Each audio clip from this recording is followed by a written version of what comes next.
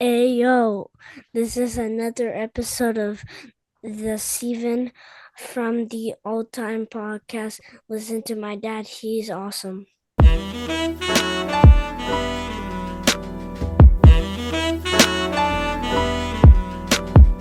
Welcome to a new episode of Steven from the All Time Podcast. I am your host, the Ayatollah of hip hop, the visionary, the revolutionary, and the voice of the voiceless with my tag team partner this evening.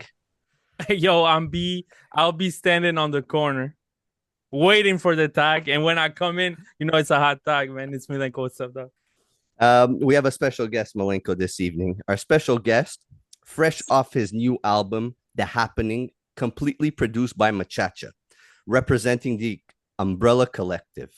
There's not many that can say that he can captivate an audience like he does. With the flow so poetic, with the energy like when The Undertaker came back as the American Badass or Mankind won his first championship. He is holding that briefcase to cash in as one of the best MCs out from New Jersey, the phenomenal one, Josiah The Gift. Yo, what up, y'all? What's up, man? What's going on? What's going on? Happy to be here with you guys, man.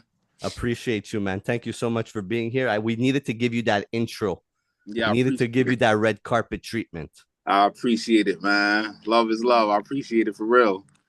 So look, it's been a long time overdue to have you on here.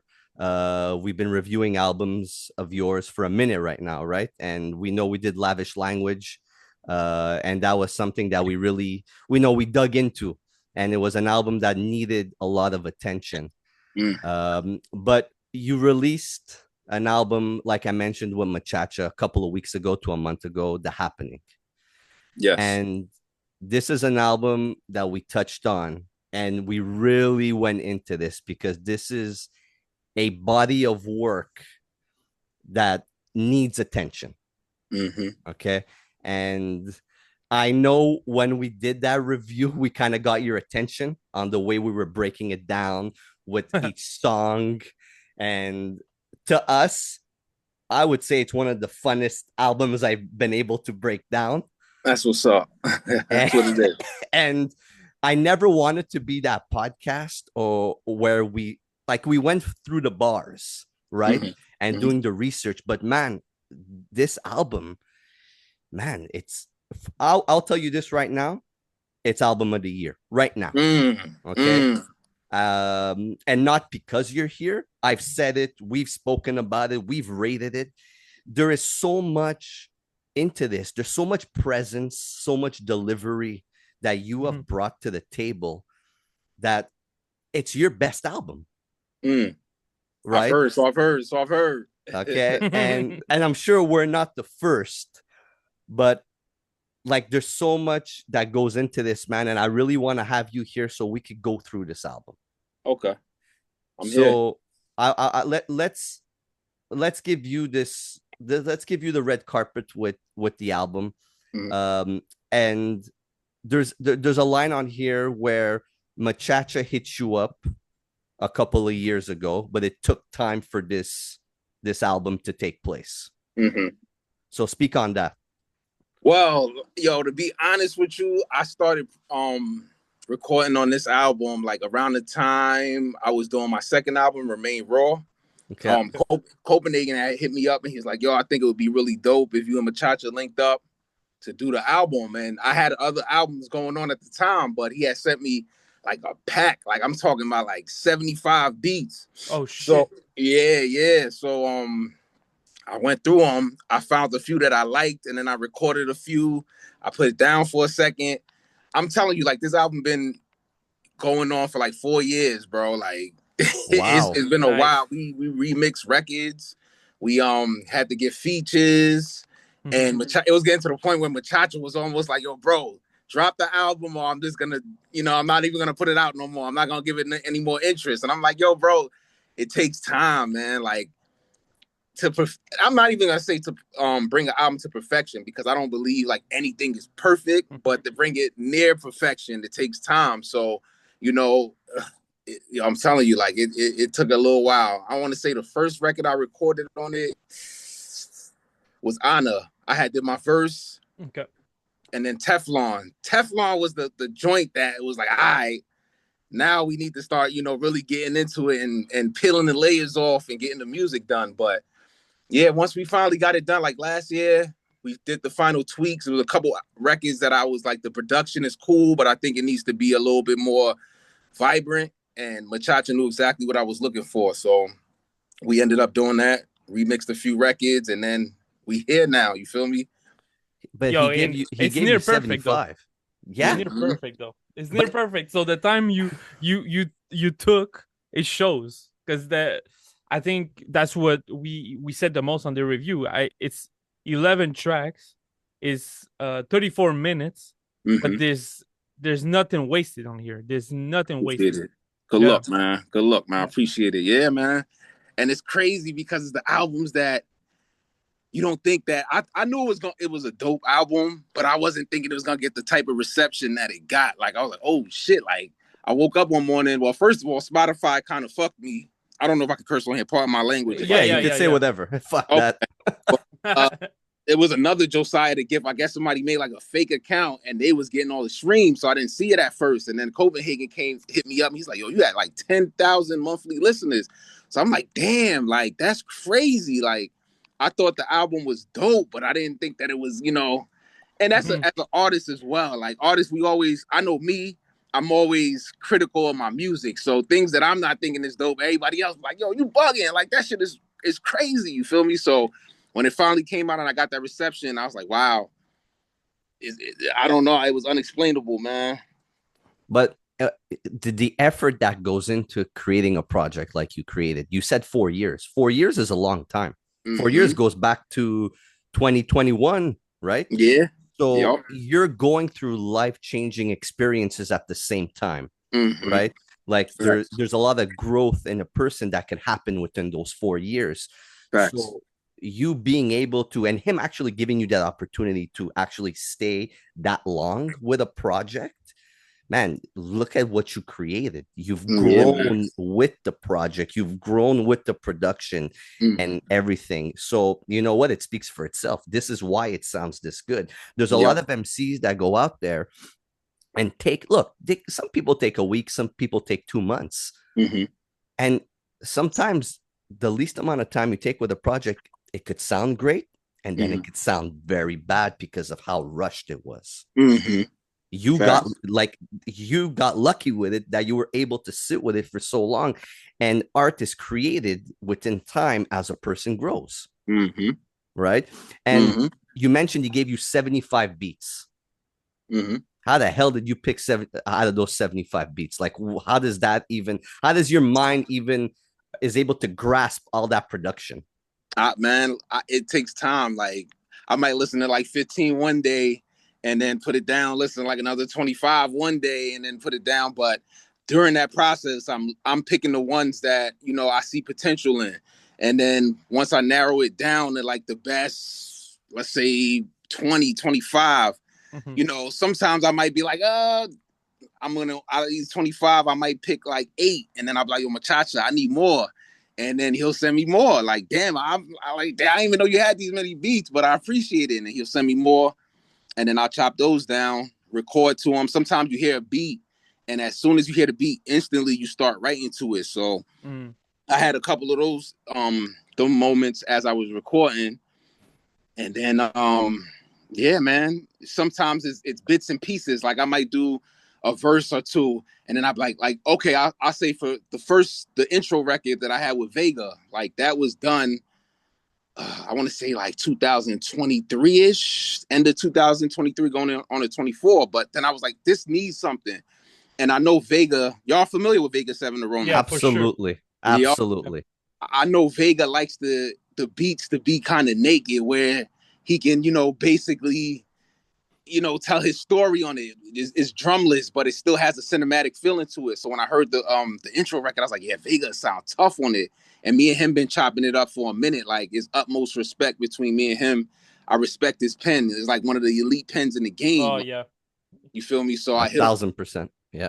I hit him, and then I want to say like a couple of days into it, he sent the verse back, and I'm like, damn, like I knew you was gonna go in, bro, but like that's crazy. Like, but it was sometimes because to me, I think Vega caught me on that record. Like, I was like, damn, like that's the perfect way to end that record and go into the album. So yeah, once he was done, I was like, bro, like I knew you had a lot of shit on your chest, and mind you, he hit me like, yo, I want to get some shit off my chest on the record, and it might hurt some feelings, but I hope you cool with that. I'm like, yeah, bro, talk your shit. You feel me? So it worked out, man. And then all the other features just came in organically. Eddie Kane, I had respect for. I knew he diced shit up when he get on the mic, and you know he talks with substance too. So that record came about. That's another record that got the Guess Who record. It's another record that got remixed. It sounded completely different in the demo phases, but once it came, Machacha put his seasoning on it. Okay. You feel me? It was just how many version of the album you had before you released it? There was a couple of versions, demo versions. Yeah, it's a few demos. Like it's not necessarily like new verses or nothing, but it's just different production on it. Okay, yeah. We did it where it was a few records. I think Trivia was one of them. Guess Who was one. When the Pen Hits, that was one. Oof, yeah, that was one. I'm telling you, that one right there. The first beat was tough, but then I told Machacha, I was like, yo, I need something like, I don't know, like a flute. Yeah, exactly. Like a samurai in a dojo, bro. Like, you know, about to take his last breaths or something. And he came up with the flute joint right there. It sounded like some old, you know, samurai movie type shit. Like I was in the movie Ronin or something. You feel me? And it worked out, man. It's definitely that's amazing. the jazzier cut of the album. Did you play with the sequencing of the songs a bit, or it stayed pretty much the same? Yeah, I sequenced it. Machacha had gave me a track list that he, you know, wanted to do, and then I looked at it, and then a couple of tracks that I moved it up and down, and yeah, I pretty much sequenced it, kept Machacha's track list in a sense, but then I wanted certain tracks to flow cohesively, and I felt if I put Anna and then Guess Who, it just made more sense as I was moving them up and down. So okay, yeah. For sure. And it's important to speak on that record because it's the opening track, and I've noticed within all your albums, every single one of your opening tracks it shows what you want the album to take off and be, right? You've done that with Lavish Language, right? You've done that with The Glorious. You've done that with, you know, all of your records, Iron Mike. Your first intro track is a smash in the face, whether the beat is a heavier beat or it's as quiet and like you say, like the beat's almost naked, right? And you make an impact with what you're saying, right? And I'm not a fan of always having featurings right away on an album. I like it like spread out, but it made so much sense with this record and how you put these three albums together. And I found it very interesting. And to have two elite MCs on the first record, yourself and Vega, is super interesting because you both had something interesting to say. You started off with the acting like they ain't feeling my presence. Bars have been a bunch of dangerous weapons. Like you came out saying it's like nobody knows that I'm here, but I am here, and this is what I'm going to give you. And your verse is interesting across the board. I appreciate it. Good luck, man. What was your writing process when coming with that song? I was just trying to match what the instrumental was telling me, if that makes sense. Like the instrumental just had that feeling where, you know, this is my time to really get out to the public. Like, I'm here. You feel me? Like, this is a moment for y'all to really see what's happening. No pun intended, but, you know, as the album's name, the happening. And I don't know, man. Like, when I write, I tell people all the time, when I write, I do what the beat tells me. Like, some people, you know, they'll have their own way of approaching a record, but the beat pretty much tells me what to write. Like, it's hard to explain, man, but certain records, like even when you hear certain samples, like the sample will pretty much guide you where you need to be on the record. So certain records, when I hear the production, man, it just starts speaking to me. And the verse, I didn't want to just do a 16. Like I think the verse was like maybe a 32.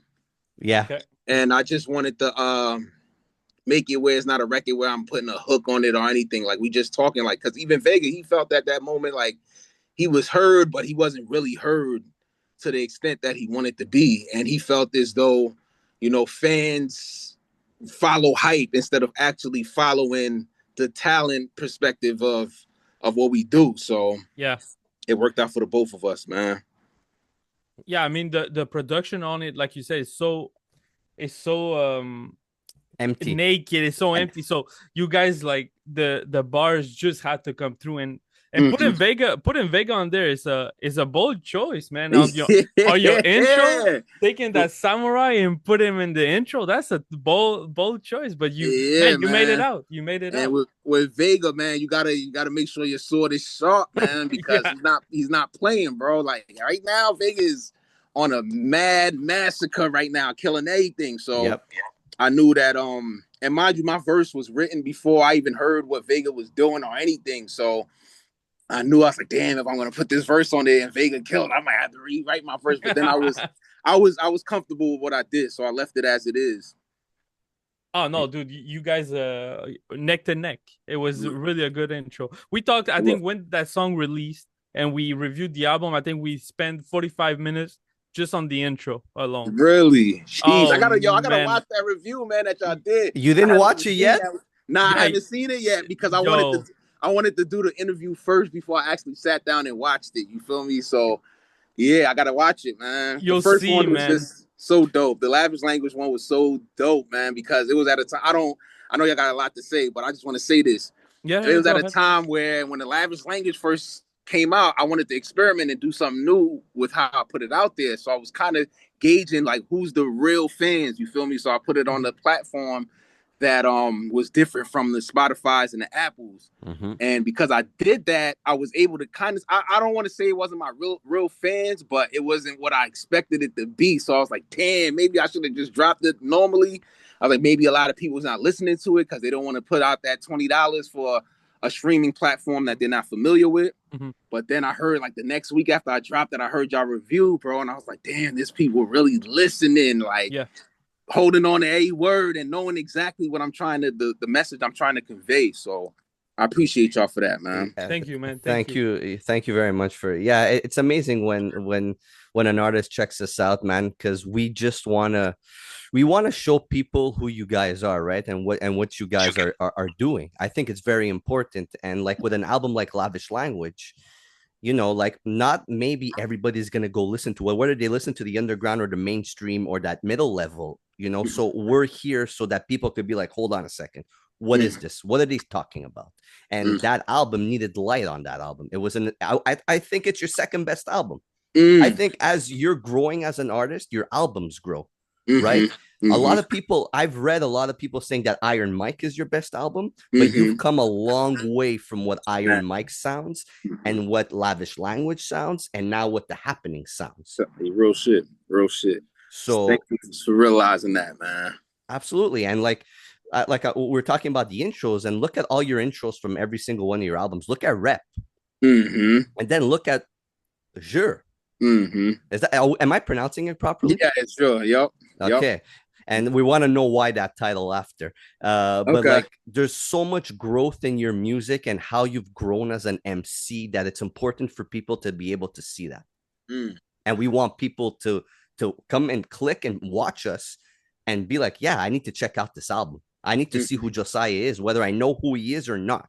I need to go click because they're telling me that this album is good. It's great. It's dope. Real shit. I appreciate what I mean? It. But thank you for checking that review out, and I can't wait for you to see the Happening review. Yep, I'll hit you once I see it. So Jure, the title track. Why that name? That's Machacha, to be honest with you. Okay. He came up with the name. I didn't even know what the fuck it meant, but I mean, it sounds hard, bro. I'll run with it. You feel me? So yeah, man. I ain't gonna come over. Machacha and his title names, bro. You always come with weird titles and shit. Yeah, man. Yeah. It just sounded right, you know. Like I said, I didn't know what it meant, but it sounded dope. So I was like, let's run with it. I think that might even been the name of the beat when he sent it to me. I'm not sure. I got to look it up. But... Oh, okay.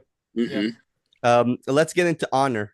And a lot of what the album concepts are, you kind of see light in this song.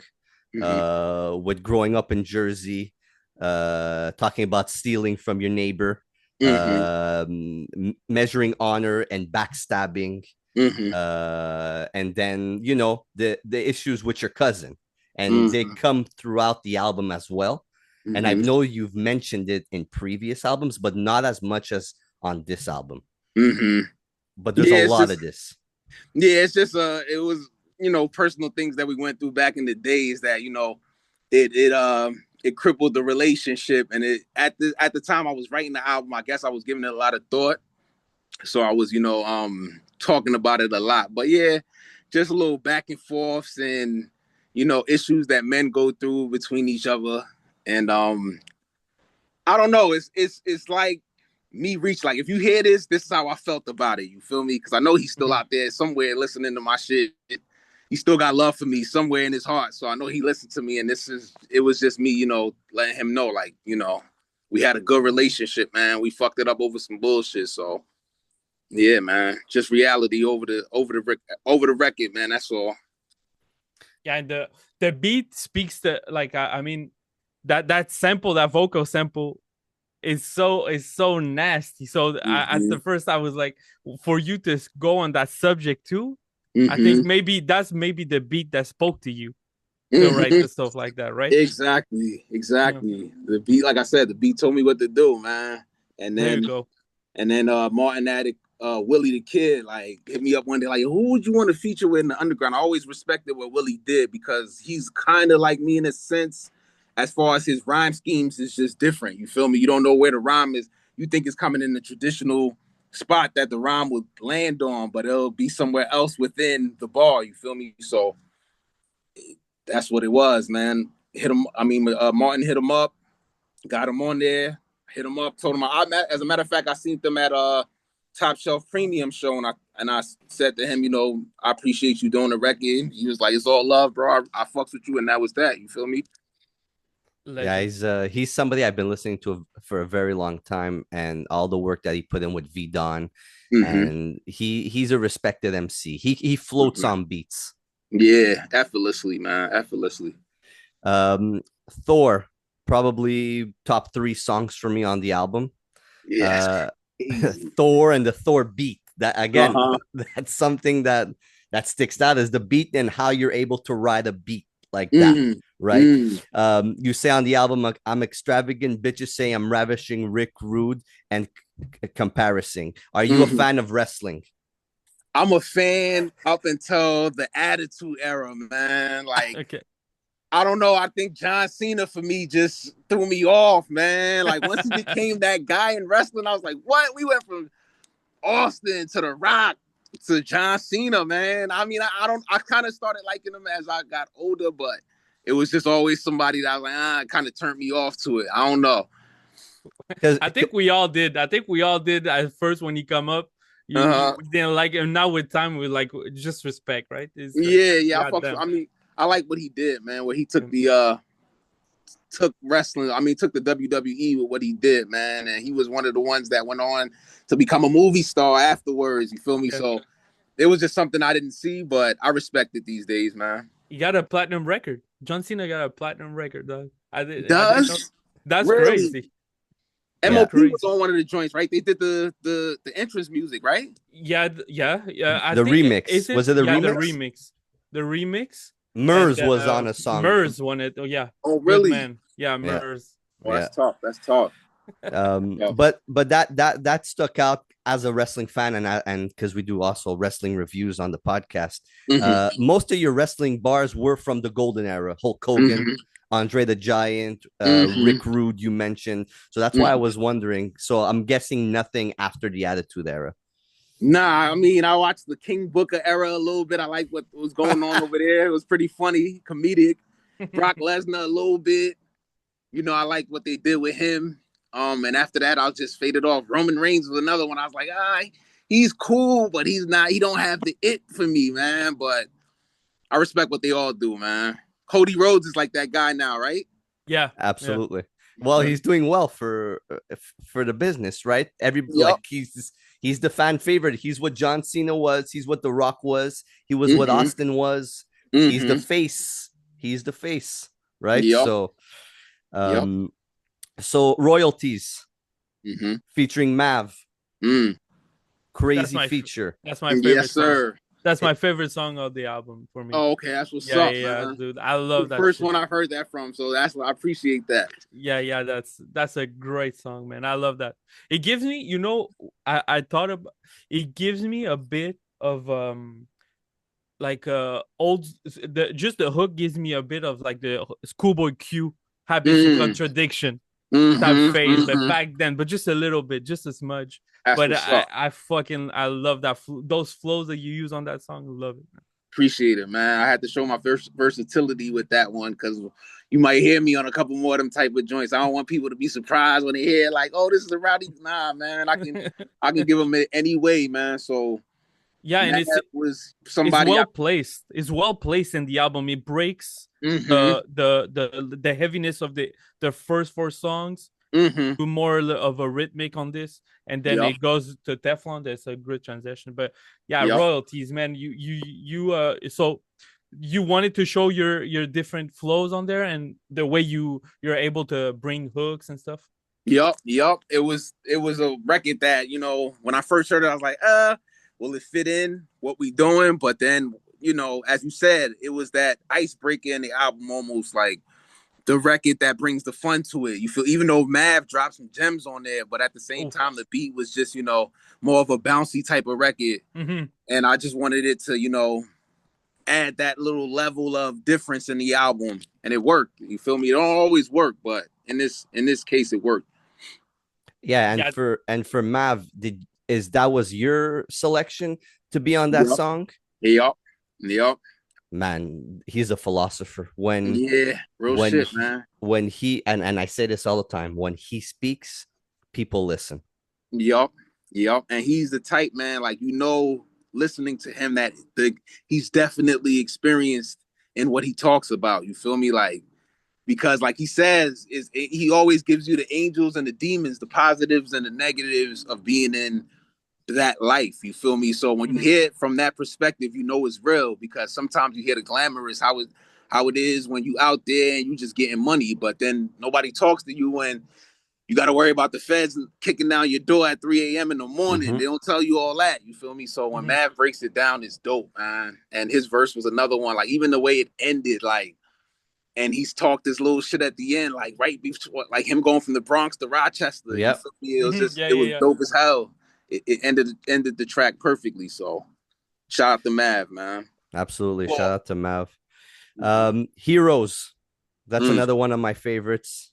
Just the way you break it down about growing up and how your heroes change. Is that something that you went through growing up with? Of course. It's the different perspectives of heroes. Like, like I said in the record, like, some people look at this person as a hero, person look at this person as a pussy. Like, it's how you want to, look at the hero, the person that's out there as the hero. You feel me? But everybody got their heroes, and with due time it changes. You feel me? As a young age, there's the Thundercats and Superman and whoever's the cartoon character at that time that you fucking attach to. It can even be your favorite wrestler. I remember The Rock was my hero. Stone Cold was my hero. Every 316, we used to find somebody like to just hit him with the Stone Cold Stunner after school. You feel me? So it's all how you your perception of a hero, man. Absolutely. It made me think of growing up as well, and how I've always changed throughout my life with my heroes. And sometimes you're embarrassed to call somebody your hero because you don't know how the person in front of you is gonna take it, right? As a kid growing up, you mentioned Stone Cold and The Rock. Me and Malenko grew up as wrestlers were our heroes because we were so into wrestling. And sometimes saying that to somebody, they might look at you and be like, how is that your hero? Right. So there's always a judgmental factors that play within it, and you really were able to showcase that on the song, and that's why it sticks out for me as one of the other top 3 songs that I love I on this appreciate album. that. Yes, sir. Oh, and so let's get into your flows on the album. Malenko mentioned it a couple of times on here. I wanna really have a conversation about it, because compared to your other project, this album, your flows change up every song, right? And I hear you on flows that I've never really heard you on in your previous albums. Is this something where you were like, I want to change it up and I want to do things I wasn't doing to evolve as an MC? That's a good question, man. I don't think I necessarily came in with that thought, but at the same time, as I was recording records, I guess you could say, yeah, because I was recording, I was saying to myself, like, I wanted to just do something that was out of my element. You feel me? Teflon, for example, I guess that kind of started it off, because Teflon was one of them records that I changed it up, but it worked. Like, it was just clicking as I was doing it. So then it became Anna. Anna was kind of in the sense of my traditional flow, but I kind of switched it up also. It wasn't, the rhyme scheme was kind of traditional, but not necessarily. I don't know how to explain it all the way, but that was in my element. When the pen hits, that was more like a poetic. Damn. You know, me wanting to attack the first demo, because I heard the first record first, and I still wanted to have a poetic perspective on it. So that when Machacha switched it up and did the beat, it kind of landed perfectly for the album when he did the new version. But I already had that mindset when I did the first record, the demo version of it. Royalties, that was one of those that, you know, the beat in the sense was different. So I knew I couldn't attack it with my regular flow. I would sound crazy doing a boom bap, a flow that's catered to boom bap over a bouncy record. You feel me? Yeah. So maybe, subconsciously, maybe I did want to switch it up, you know, but that's gonna happen with like the next album too. I'm playing with flows that you never heard me play with, but and that's just something I think that I'm just doing organically. Like, it's just happening without me realizing that it's happening. You feel me? Nice. Trivial. What? The flow on Trivial at the end, the way the album fucking finishes off. Yeah, y'all. Like, just the like, just that way you attack it is just, it was magnificent to see. I love when an MC is able to play with the floor, really ride the beat. I like to call it ride the beat, and that's what you did. Yup. That one was, and that came that seamlessly. Like, when I had to do that one, I wrote it good, but then it didn't come off. Once I wrote it, when I went to record it, it wasn't coming off right. Like, I wasn't hitting the spots that I wanted to hit. So it took a few times for me to record it. Excuse me. But once I was done with it, that was one of the records that especially the second verse, bro, like, I kept listening to it. The Kill Bill line that I had, like, the hit you like Umar threw the knife at Vivica. And I was like, for my own shit, like, I was a fan, like, God damn, like, I really said that, but it was just one of them records that, you know, I challenged myself with it and it worked out. Have you performed the album live? Nah, not yet, man. Not yet, man. Hopefully I get the opportunity to. I don't think I'm gonna out here, you never get the opportunity to do like a full length performance of your album. But I would like to do a few records that I know will move a crowd. You feel me? Yeah, for sure. Because that one, I'm sure Trivial is gonna be like one song I'll perform in front of people. That's gonna be something, right? Yeah, that's somebody. It'll be like, wow. Yeah, I might have to do that one. Definitely slide it on. And we're talking about flows. When the pen hits, your breathing ability on that, man, because you stretch those bars up long, dude. And every time I listen to it, I'm like, how do you reach to the end of that bar and start the other one? That breathing technique is tough. Yeah, man. A lot at that time I was doing a lot of cardio, man. So my breath was a little bit more in tune. But now I don't know if I could do it, bro. Like I had to punch in a few times or something. But yeah, it's one of those too. Like I had to because when you're flowing in that way, it's hard. Like not necessarily hard to the point where I had to do it like 15 times, but it's just you'll do it and then be like, nah, I heard myself at one point fucking up, and I go back and do it until I caught it perfectly. So it worked out, man. Absolutely. Yeah, definitely. Yeah. Another swordsman that you have on the album is Jamil Honesty Ah, my guy. from The Yep. Umbrella. I love every one of his projects when they come out. He's somebody that I want to get on the pod because he's a very interesting dude.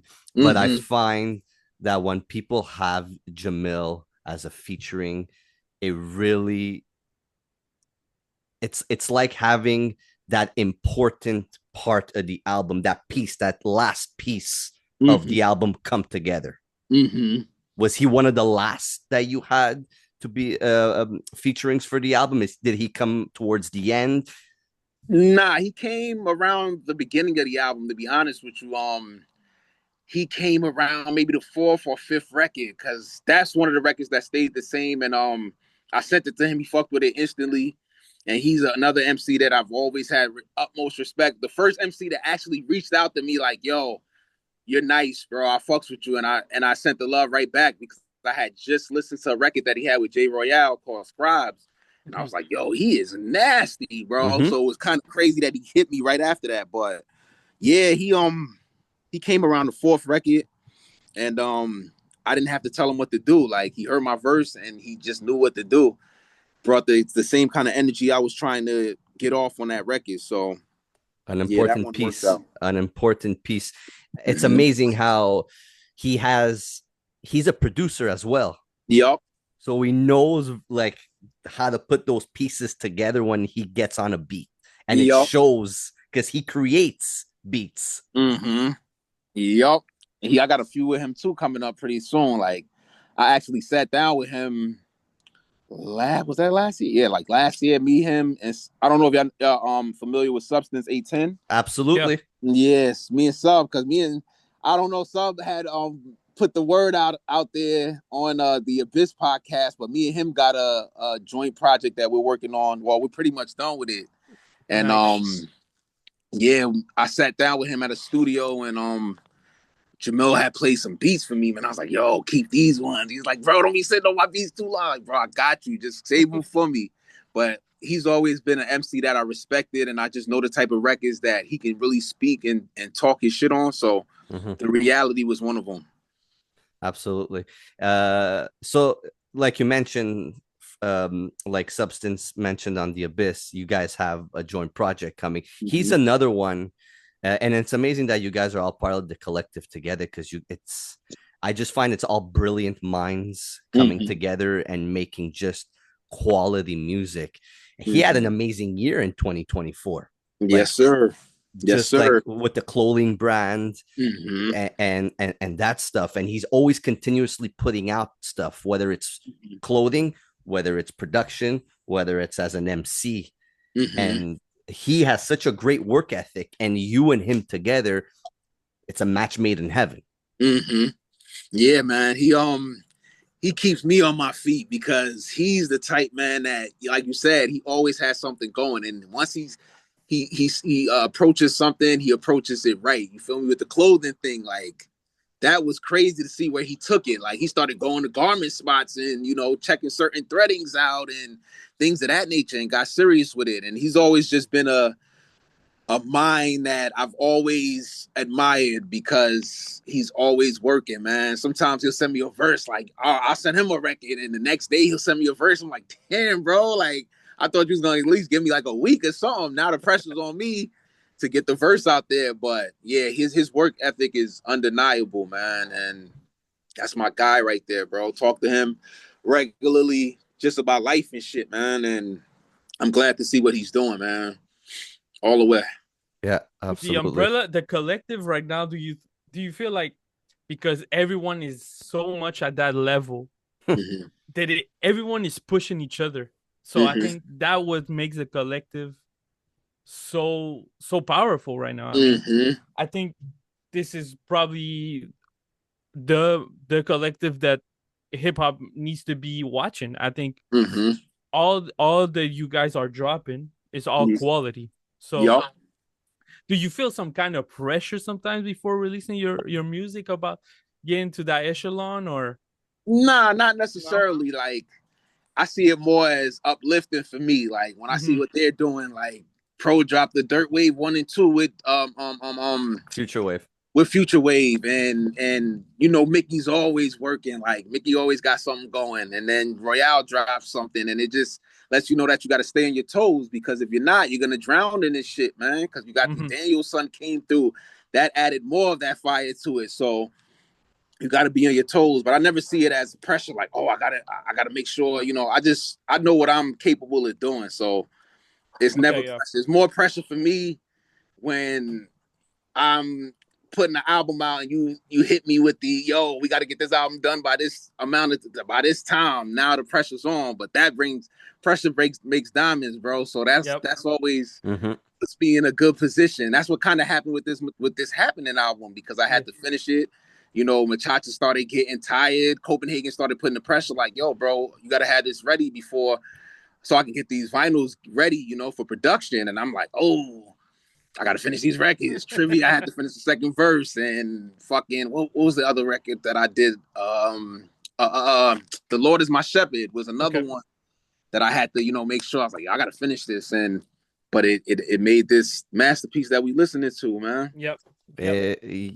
Man, we were talking about it, and we keep talking about it, and I keep listening to it. And I think if you go look at the Apple streams and probably all the streams are all from me, because I listened to it like 5 times, 6 times back to back. It's not I'm not fucking joking. That. I was wondering. I see Canada in there. I was like, who am I got somebody in Canada that fuck with me, man. I appreciate that, bro.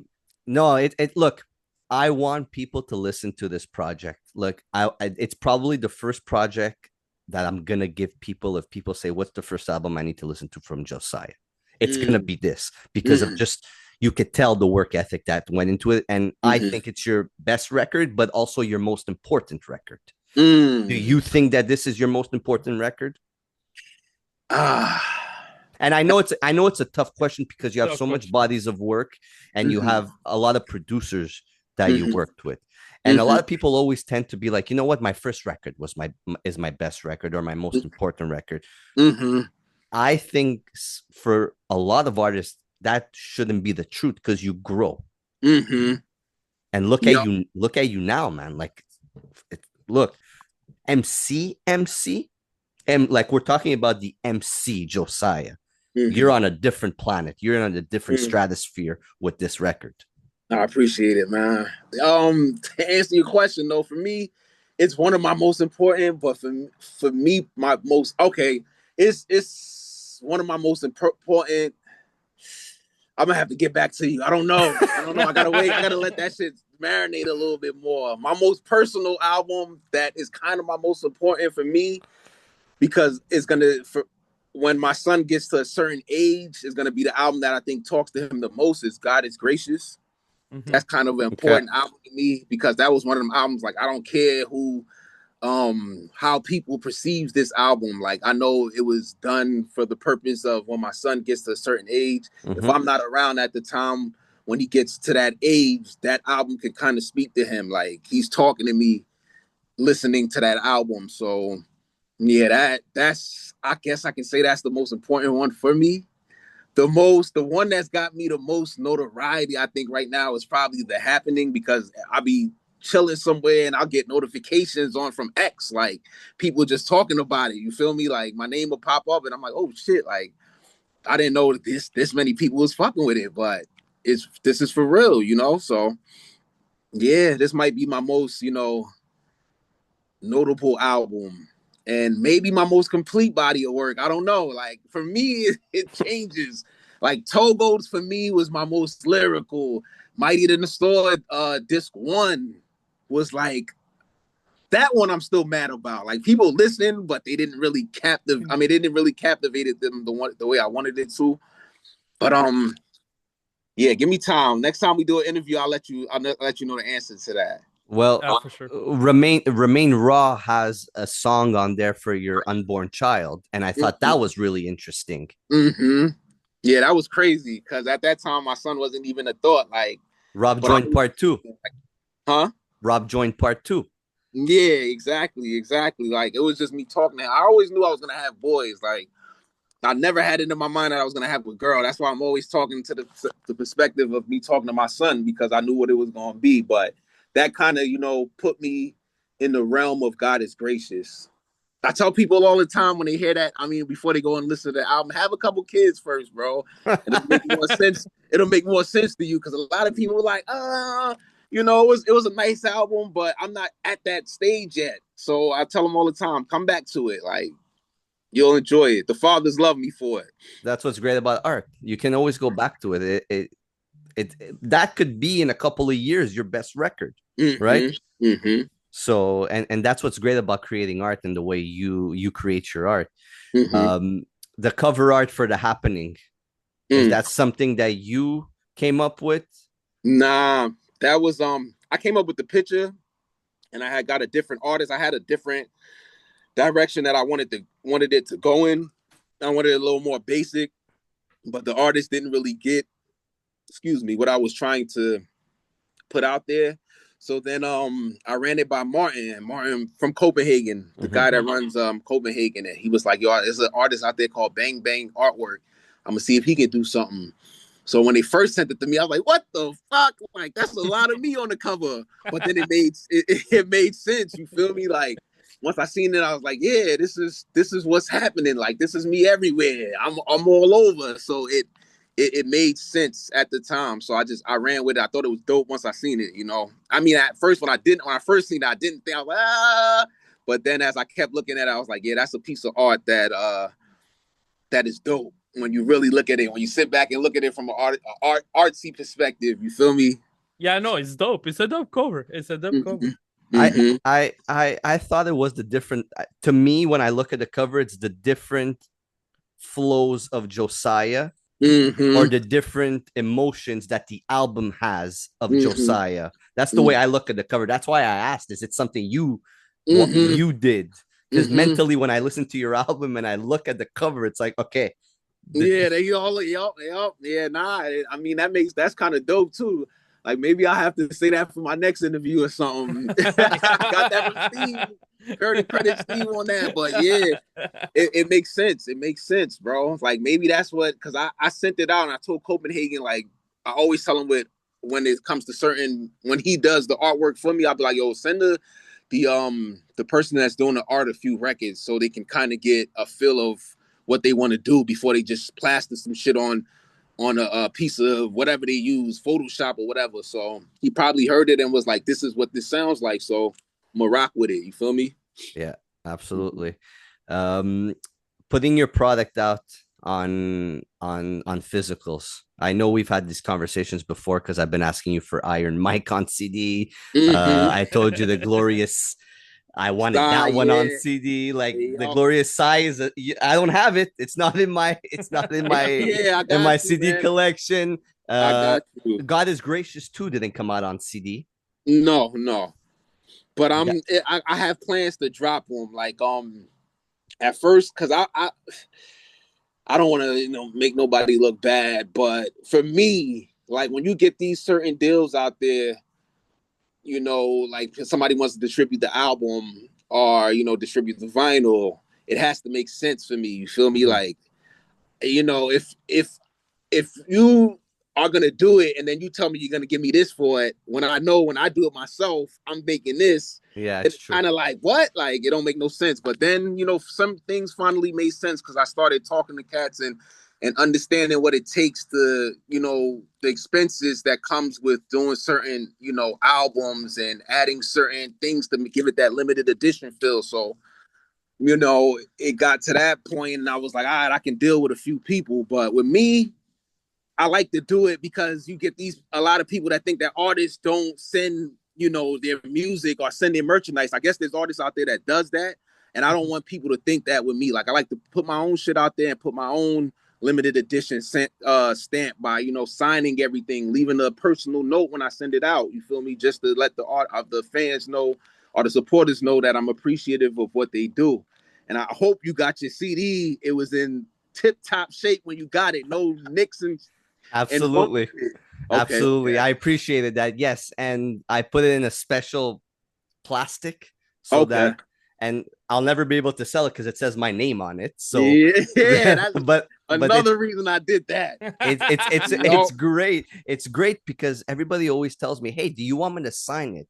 And usually I answer no because I've never met you in person, right? Like I collect cards, I collect toys, I collect a bunch of shit. I have a problem, but like I never want people to sign it because I want to meet the person, or if the person sends it to me and say, hey, like, Steven, thank you, or hey, like a note that goes with it. I think that's important. It brings the artist and the listener closer together, right? Like somebody wanted to sell me a Shawn Michaels magazine from 1993 with his signature on it. And the magazine was cool. It was amazing, but I would have rather had the magazine without the signature. I feel you. Or have Shawn Michaels sign it himself, like sign it for you. Like if you had a magazine and be like, yo, can you sign this? It just, Or send me a video and say, hey, Steven, it's Shawn Michaels. I'm signing it and I'm sending it to you. There's more emotion that goes into it, right? I feel you. But I appreciate that CD and the note that you put onto it. It means a lot coming from you. So thank you for that. And it's an important album too, right? Lavish Language. And it's amazing that you're able to do that for your listeners and your fans, where you have that connection with them, where they buy it on your Bandcamp, you send it to them yourself, and you send them a note. People are appreciative of that connection that they have with artists. And growing up listening to music, and I'm sure Malenko could talk to this too, we didn't have those connections with the artists that we used to listen to. There was kind of like a gap, right? And now we're in 2020, right? 2025, and it's like you can have these connections, right? The artists are way more appreciative of their fans for them, you know, investing themselves in their music. Yup.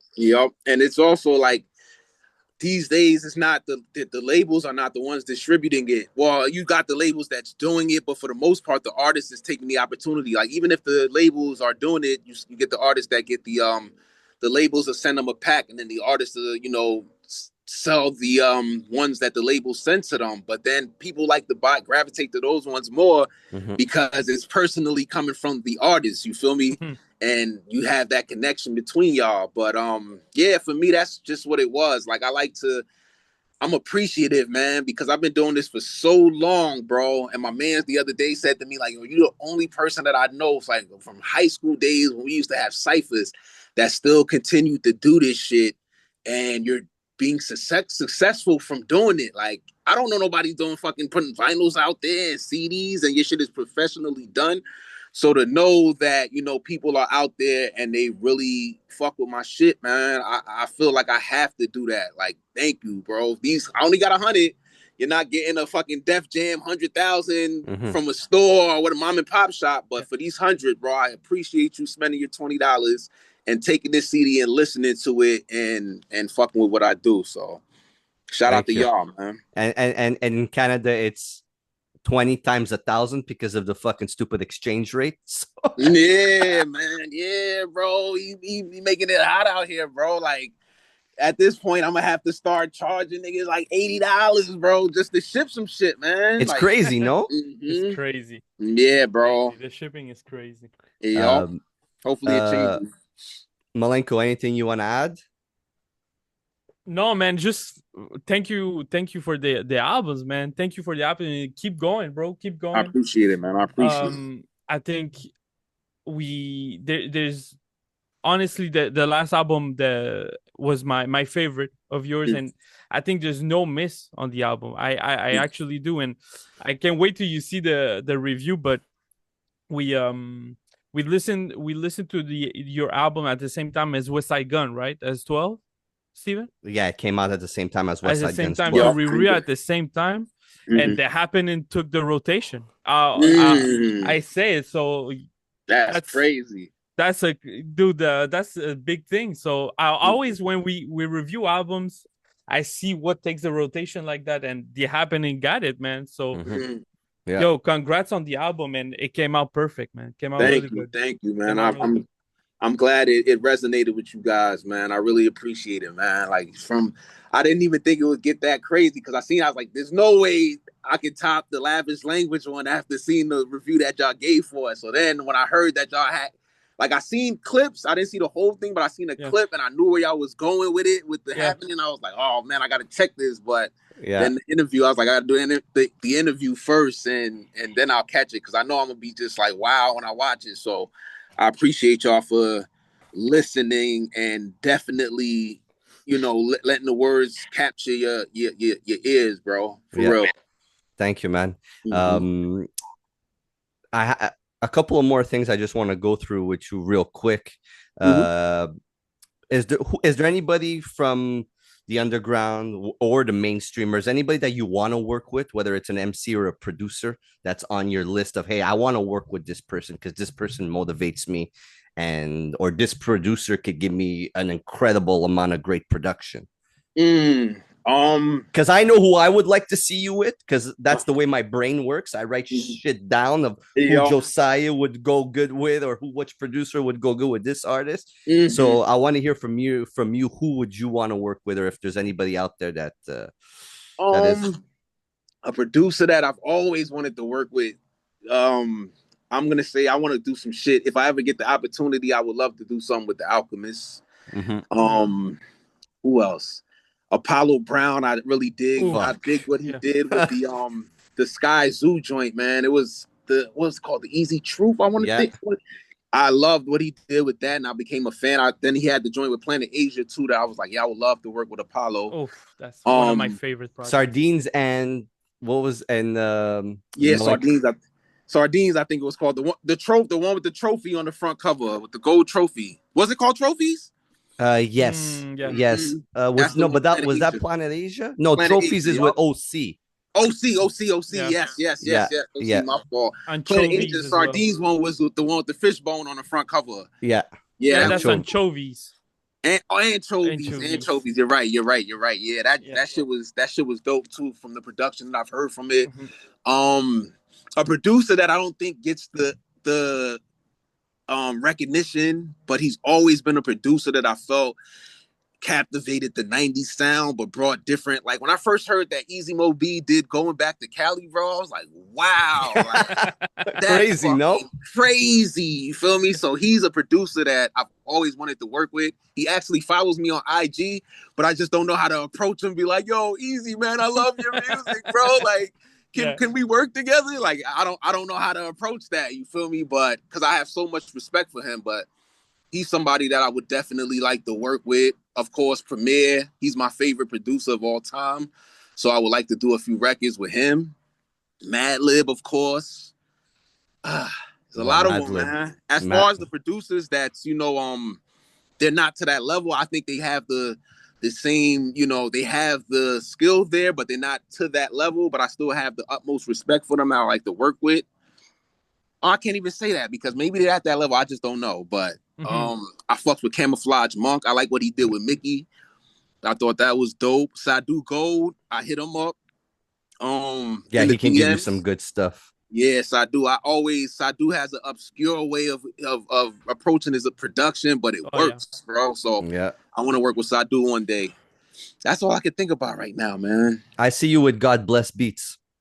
Oh, I haven't really heard too much of his joints, but I've seen him around. Yeah, he put out the project with Mondo Slade this year. Check that project out. And those style of beats, because he's a chameleon when he makes beats. He can make any style of beat. That project, I hear you on that style of beats, and it makes me think and brings me to Trivial, and the way you flowed on Trivial would fit super well with God Bless Beats. Word, I'll check him out. I might be following him, or he's following me on IG. I have to look, but I'll check him out for sure. And this is a question from Derek, because Derek couldn't be here this Shout out evening. to Derek, man. Yeah, he's at the Disturbed 3 Days Grace concert. Oh, okay. Disturb out here burning shit up, man. Yeah, Yeah. y'all seen what they did in Yeah. Yeah. what they burnt the banner and shit, Yeah. man. Like, Yeah. damn. Yeah. Yeah, shout out to him, man. Shout out to Derek, bro. Maybe I'll catch you on the next one because I will be back. So shout out to Absolutely. him. His question is, in your opinion, what sets you apart from other lyricists before you and now? I think how can I say this? I think the substance that I bring, like I'm not afraid to talk about certain shit that'll make people uncomfortable, like, without sounding too preachy, if that makes sense. Mhm. Like I'm also, even though Mav is from that perspective too, I'm also from the perspective of talking to the young guys, man, and just letting them know, like, I've been down them roads, bro. Like, shit is not sweet. Like, the sweetness don't last for long. Like, shit gets bitter real quick with the lifestyle that you want to live. You feel me? And it never ends the way you think it is. It's gonna end. You feel me? And the underground don't. There's MCs that talks about those topics, but I think I talk about it from a standpoint or a place where, the little niggas feel it. You feel me? And it's coming from a mature perspective. Like, I'm not trying to be their dads or nothing. Like, I'm not trying to be a pastor, but I just see the reality of certain things. And I think I just bring that element to the underground. I don't know. I think that might be a reason where it kind of like, people are not really gravitating fully to what I do. Mm-hmm.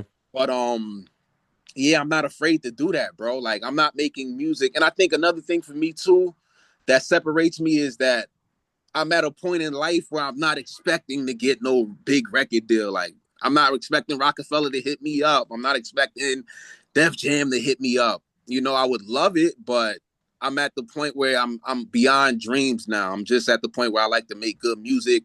I'm not worrying about what sounds right.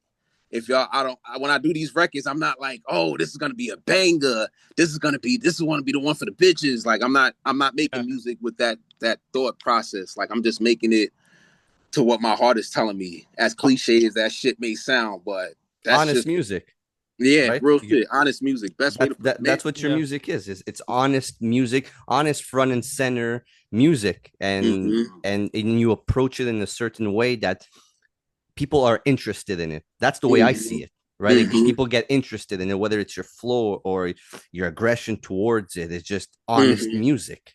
I talk my shit too. Like, I like to talk about how I eat MCs apart, man. Like, I tear them up, but at the same time, I want to have that light where, my music, you can kind of tell my age by listening to my music. You feel me? Like, not to sound like an old nigga, but it's just what it is. Like, I'm at that stage now where, you feel me, like, I can't talk about the same things that I was talking about in my early 20s. You feel me?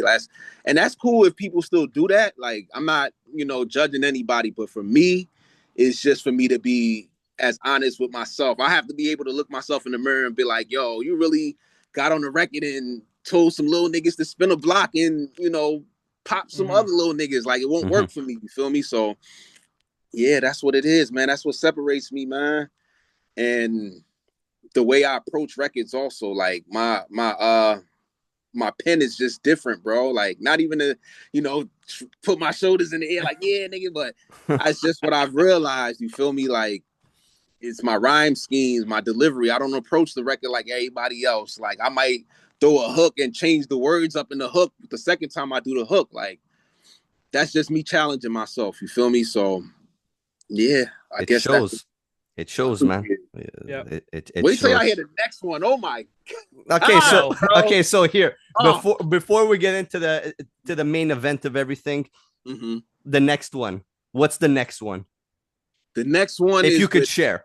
Yeah, the next one is with Hobgoblin. Oh fuck. Yeah, man. Yo, bro. When I tell you, man, like, that's another one that I've been recording for a minute. Like, I had a record that I had put on IG on the story a while ago, and everybody was like, yo, that's crazy. I'm finally dropping it, but there's another record that I know niggas gonna go crazy for. It's called Supreme Emperor. I took it to like another atmosphere with the rhyme pattern, like, cause I'm rapping where I'm not stopping. It's just a continuous flow. But when once I'm done and the drums go away and it's like can't explain it, bro. But that record right there, if niggas is not talking about that record, I'm gonna be tight. Like, yo, y'all serious? Like, y'all didn't hear what the fuck I was saying? Like, but yeah, that's the next one. Me and Hobgoblin got an album. I should have that done like second week in April. Okay. Hobgoblin's gonna do the artwork. He's gonna draw. He sketches. He does he showed me some shit today, actually. Like, he was like, yo, I just did this for my son. So I'll do the artwork for our shit. Wow. Yeah, it's gonna be That's crazy. amazing. Crazy. Can't wait to hear that. I might exciting. send y'all that early. Yo. Well, yo, look, I'll listen to it. Absolutely, 110%. I got you. It's. Are you going to be putting out more than that project this year, or are you going to keep it to 2? Because I know you like to keep it in that 2, maybe 3 a year, and I think that's great. So we can just continuously go back to and absorb. Right? It's important to absorb. Yup. But yeah, I mean, this year might be the year where I do more than 2, because I got one that I'm doing with Most Beats as well. Okay. He's a producer that is a part of the umbrella, and he got some fire that I want to get him the notoriety that he deserves. There's a producer called Haas Almighty. He's nasty. He did Lloyd Banks' last project. Did a few records on there, but he's nasty, bro. I might do I might do an EP with him. Yo, be honest with y'all too. Y'all hearing this for the first. Oh yeah, of course, me and Sub, we got our album "You're All Welcome." That's coming out this year too. The Mill got some production on there. There's a few dope producers on there, man. Trevor Lang's on there. Shout out to Trevor Lang. That's gonna be crazy too. Sub, I'm just letting Sub quarterback that one. I gave my verses. I was like, do your Sub shit, my nigga. He knows how to. You see he'll have with Catacomb the other day. He had like the key that goes. Yeah, with it. like that's damn, bro. Yeah, like you got a treasure chest. Like you got to find a treasure chest type shit. Like on some pirate shit, but it's dope as fuck. Like it's brilliant, right? It's brilliant. It's dope, man. It's creative, bro. Like he takes it to another level when he does his shit. So. Shout out to Sub. I told him, you quarterback this one, bro. He got a few tricks up his sleeves for it, so stay tuned for that. But I'm working, bro. Depending on who hits me next, I might be hanging it up next year, man. Don't tell me that. Yeah, no way. Honestly, bro. Like I feel as though I've said and done enough, bro. Like I got one that I want to drop next year called Hail Sire. And it's variety of producers, and it's so what I'm piecing together for it is like the perfect mic drop. Thanks for your time. It's been fun. Now I'm gonna go and take care of my kids type of moment for me. So I don't know yet. That's how I'm feeling. But we stay tuned, man. You feel me? It might just be that time. You do what you got to do. Look, as a fan, first and foremost, always. We appreciate your music. Okay, I think you're, and I said this when you listen to the review episode, and Malenko is on the same boat as me. We appreciate your music. Your music is necessary. It's music that is necessary for fans like us that invest in your music, man. And if you want to hang it up, we respect that 1,000%. If you continue to give us music, we will be here for that ride. Continuously 110%, because your music is necessary, and that's how I'll leave it to you, and because it's important for us to tell the artists that, and for us to tell you that as an MC, and what you're able to give us as fans. I appreciate that, man, and y'all the ones I do it for, bro. Especially y'all. Like I'm telling you, like. Hearing that Lavish Language review for me was like, yo, it was just a moment for me, like, for the simple fact that y'all broke it down every record. And Derek, just hearing Derek, like, he reminded me of the first time, what album can I say? Like, the first time, like, I heard a like the Blueprint album, you feel me? Like, the way he ran through it, like, I could tell that he was genuinely excited about that album, bro. And we pretty much, once I was done with it, I kind of had the same kind of thoughts for each record that he did. So when he sees this, tell him thank you, bro. Like one day I hope I can come to Canada and chop it up with y'all, meet y'all, face to face, man. Sure, man. Yes, sir. Yes, sir. Absolutely, man. Before we get up out of here, we always do this with the guest. We just play a quick game at the end. Top Okay. 5 in 5 seconds. All right. Nobody ever does it in 5 seconds. Maybe you'll be the first one. All right, let's go. So your top 5 most influential artists of all time. Bob Marley, Biggie. Damn, 5 seconds already up, right? Yeah, exactly. It makes no sense, right? Yup, Nas. For me, my most influential artist is Nas, bro. Like, Nas, huh?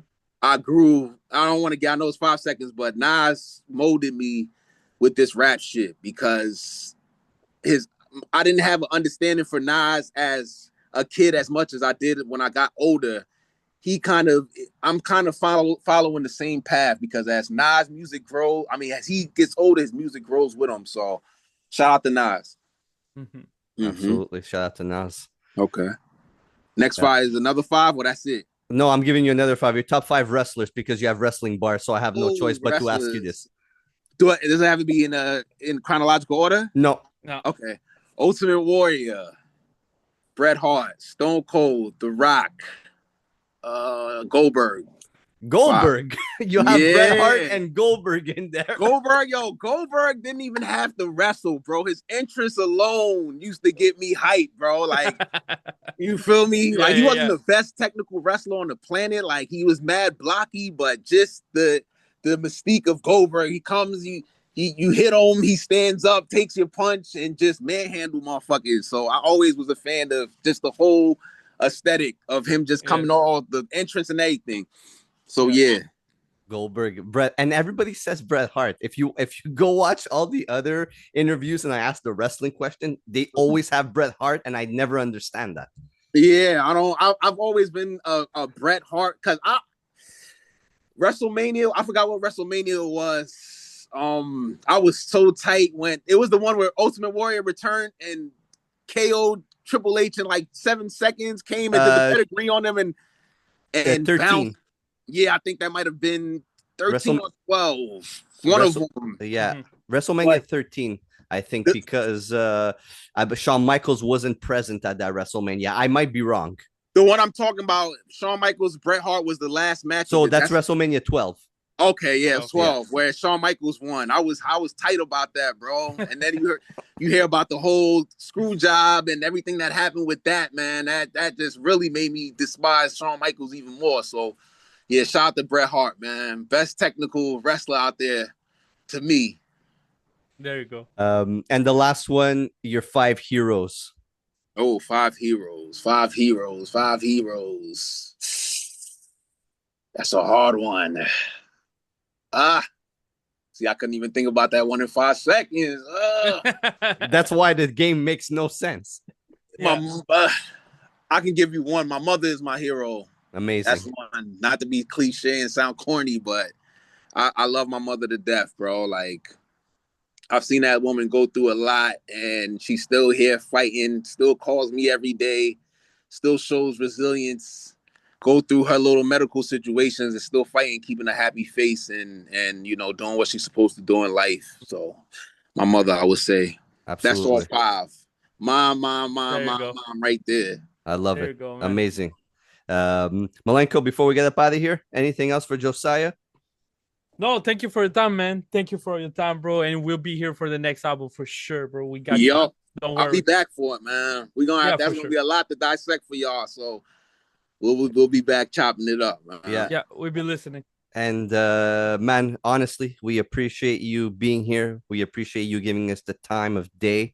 We appreciate you checking out the episodes when they come out, man. Like I said, your music is necessary. You're a big staple in this underground or in this whole hip-hop scene or culture. So keep being you. Keep giving us the great music you give us. And again, thank you, honestly. Thank you for having me, man. And once again, I appreciate what y'all done for me as far as the reviews and just listening and just giving me y'all ear. So shout out to y'all. Keep doing what y'all do. I'm gonna listen to y'all. Might have to get back on my wrestling joint, get my son into it at least, bro, and get the when I miss Raw on Netflix, I come and check the recaps with y'all, man. Man, Hey, if I get one more person listening to Josiah, that's a good thing. I'm succeeding. If I get Josiah or an artist that's on here into wrestling, I succeeded. Word. I got you. I'll hit you up and text and DM you if I'm back into it and get the research and what I need to know about these guys out here. Absolutely. Malenko, tell these people to like and subscribe. Like and subscribe, please. It's so easy, bro. It takes 2 seconds. Josiah, we appreciate you. Thanks for coming on. If you're not down with that, we got 2 words for you. Like and subscribe. Peace. Love y'all. Guys. Peace. Peace.